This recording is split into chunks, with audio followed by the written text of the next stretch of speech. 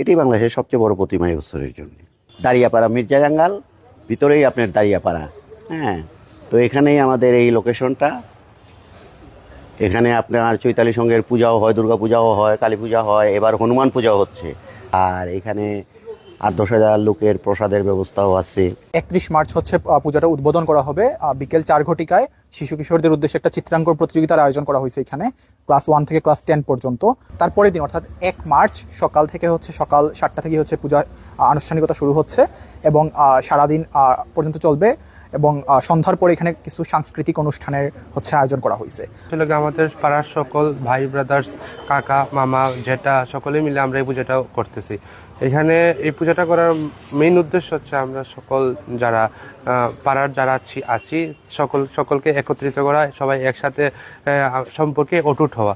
সেই জন্য আমাদের এই পূজার আয়োজনটা। আমাদের এই মূর্তিটি তৈরি করার মেইন অবদান হচ্ছে আমাদের দুলাল পাল, যিনি আমার সম্পর্কে জেঠু হন।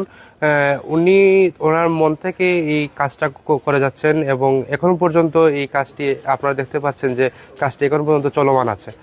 আর এই মূর্তিটি হচ্ছে বাংলাদেশে এরকম কখনো আর প্রতিমা তৈরি হয়নি।